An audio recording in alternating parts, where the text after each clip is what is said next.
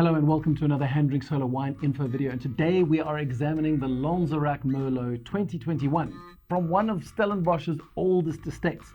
Now, recently I got to taste through the top 25 best South African Merlots, from which the panel at the Merlot Forum chose the top 10. Now, Lanzerac was one of the Merlots that made it into that top 25, which I thought was one of the best on the day. So I was quite disappointed that the panel didn't eventually place Lanzerac in the top 10. And really, this video today is my way of trying to right that wrong and communicate why I think it's so important that this really classic style of Stellenbosch Merlot be included in the canon of what makes up South African Merlot. In this video, what we're going to do is, first of all, briefly discuss some of the topography in Stellenbosch. Then we'll move on to talk about the estates of Lanzerac, and from there we'll go and talk about what this wine is actually like in the glass. And finally, if you have a little bit of extra time, we're going to go into some detail around what exactly wine folk mean when they talk about green flavors. Now, if you actually wanted to visit Lanzerac estate, you'd have to come all the way down to the southern tip of the African continent to a wine appellation called Stellenbosch. And while Stellenbosch is not the oldest region in South African winemaking history, it definitely is the most famous. More specifically, we're going to zoom in further into a little valley called the Jonkershoek, which is really one of the most dramatic parts of Stellenbosch. And if you just look at the topography on the map, you can see why Stellenbosch is an endlessly fascinating region to study. So if you start closer to the Atlantic Ocean down in the south, you have the ward of the Dry Hills, which of course have all those insane perpetual cooling cloud belts that come flowing over the top of the hills. And then on the other side, beyond the town of Stellenbosch, you have the absolutely majestic Simonsberg Mountains, which is of course where Cabernet Sauvignon and Chardonnay trolls like Rustenburg and Tokara and Thelema all live. And right across from them you have Banghoek, which is where the Cabernet Franc trolls live, and really that little slice has its own wind channel and microclimate. And of course, all the way down south, you have the very clearly defined amphitheater of the Helderberg, where producers like Vergelegen and Idiom and Morgenster are located. Tucked in the middle of it all is the insanely picturesque Jonkershoek Valley, which is not only beautiful, but also manages to produce some fairly solid Bordeaux-style red wine.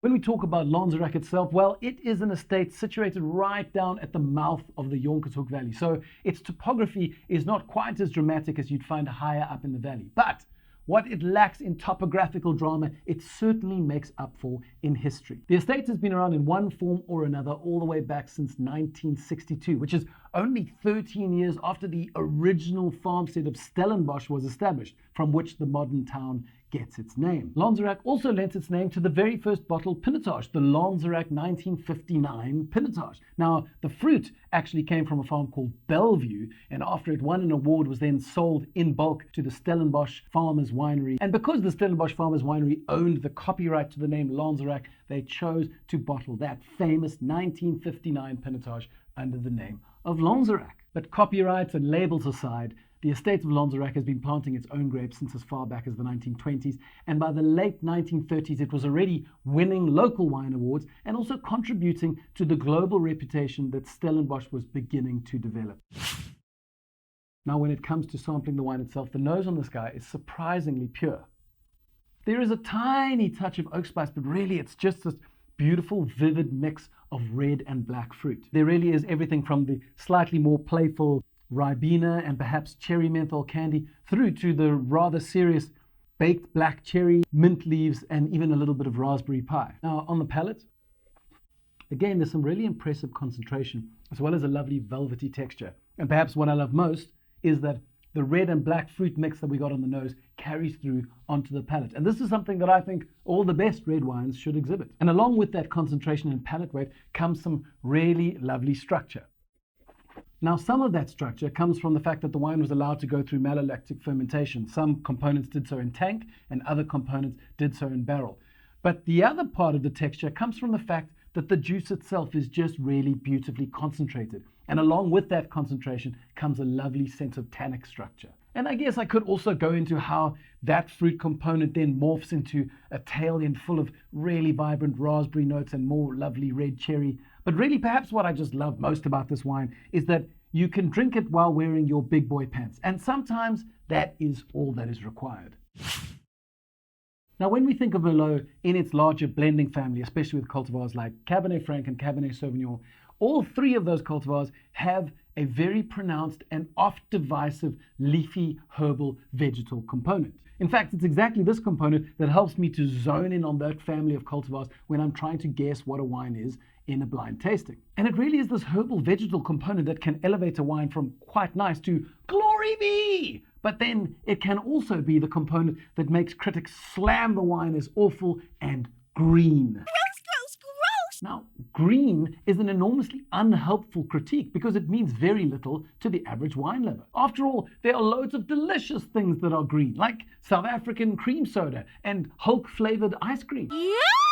So what I'm going to do is give a very quick rundown on various terms that exist within the green catch-all category, and I'm going to divide them between #yum and #not so much. Some of these words are obviously negative and don't need an explanation, like weedy or cabbagey or stalky. No one is arguing for those to be delightful in a wine. And incidentally, these notes are produced as a result of making wine with grapes that are either completely unripe or have uneven ripening within the bunches.